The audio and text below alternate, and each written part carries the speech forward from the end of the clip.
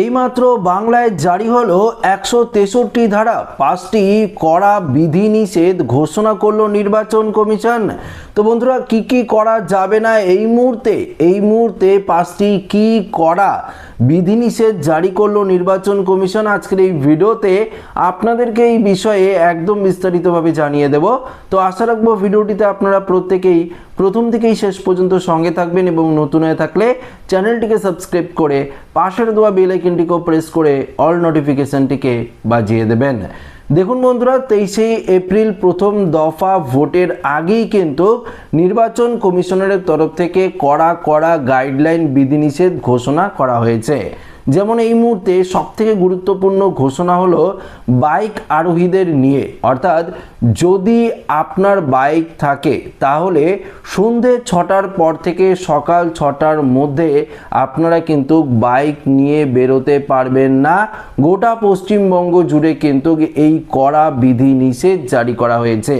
আরও চারটি গুরুত্বপূর্ণ বিধিনিষেধ রয়েছে যেগুলো অবশ্যই আপনাদেরকে জানাবো। তো প্রথমটি আপনারা বুঝতে পারলেন, যদি আপনার বাইক থেকে সন্ধ্যে 6টার পর আপনারা বাইক নিয়ে বেরোতে পারবেন না। যদি আপনারা ধরা পড়েন, বিভিন্ন জায়গায় নাকা চেকিং থাকবে, যদি আপনারা ধরা পড়েন তাহলে আপনার বিরুদ্ধে কড়া ব্যবস্থা নেওয়া হবে এবং কঠোর শাস্তির মুখে কিন্তু আপনাকে পড়তে হবে। দেখুন এই মুহূর্তে যেটা আপডেট দিয়েছে গুরুত্বপূর্ণ কমিশনারের তরফ থেকে সেটা আগে আপনাদেরকে জানিয়ে দিই।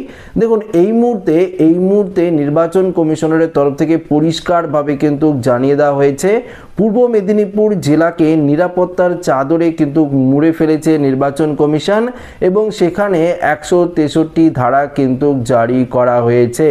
21 এপ্রিল মঙ্গলবার সন্ধ্যে 6টা থেকে ভোট গ্রহণ শেষ না হওয়া পর্যন্ত পুরো জেলাতেই এই 163 ধারা কিন্তু চলবে। জেলা শাসকের নির্দেশে স্পষ্ট জানানো হয়েছে এই সময়ের মধ্যে নিয়ম ভাঙলে জেল ও জরিমানার মুখে কিন্তু আপনাকে পড়তে হবে।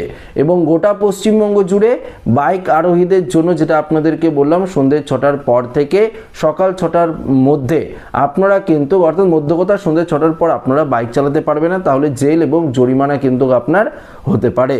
আসুন পরবর্তী এখানে কি বলেছে দেখুন, দেখে নিই। সভা মিছিলে নিষেধাজ্ঞা। জেলায় কোনো ধরনের জনসভা, মিছিল, পথসভা বা রাজনৈতিক জমায়েত করা যাবে না। এমনকি সোশ্যাল মিডিয়া বা টিভিতেও কোনো প্রচার কিন্তু চালানো যাবে না, এমনটাই পরিষ্কারভাবে কিন্তু জানিয়ে দেওয়া হয়েছে। তৃতীয়ত বলেছে বহিরাগতদের জেলার ছাড়ার নির্দেশ। এখানে কি বলেছে, যারা এই জেলার ভোটার নন অথচ রাজনৈতিক প্রচারে এসেছেন তাদের অবিলম্বে জেলা ছাড়তে হবে। কোনো গেস্ট হাউস বা লজে রাজনৈতিক কর্মীদের থাকা কিন্তু নিষেধাজ্ঞা জারি করা হয়েছে। দেখুন বিভিন্ন রাজ্য থেকে সেলিব্রিটিরা বা বিভিন্ন ধরনের লোক কিন্তু এসে ভোট প্রচার কিন্তু করছে, আপনারা জানেন। তো সেক্ষেত্রেও নির্দেশিকা জারি করা হয়েছে, তারা কিন্তু কোনো রকম রেস্টুরেন্ট, হোটেল থেকে শুরু করে কোথাও কিন্তু থাকতে পারবে না। পরবর্তী কি বলেছে, ভোট কেন্দ্রের 100 মিটারের মধ্যে ভোটার ও নির্বাচনী কর্মী ছাড়া কারো প্রবেশাধিকার থাকা যাবে না। কোনো জটলা বা প্রচার কিন্তু চালানো যাবে না, এমনটা কিন্তু পরিষ্কার জানিয়ে দেওয়া হয়েছে। পরবর্তী কি বলেছে, কোনো ধরনের অস্ত্র বহন, বাজি ফাটানো বা প্রচারণামূলক বক্তব্য রাখা সম্পূর্ণ দণ্ডনীয় অপরাধ বলে গণ্য করা হবে। তো বুঝতে পারলেন এই বিধিনিষেধগুলো কিন্তু জারি করা হয়েছে। পরবর্তী কি বলেছে, ওড়িশা সীমান্ত নজরদারি।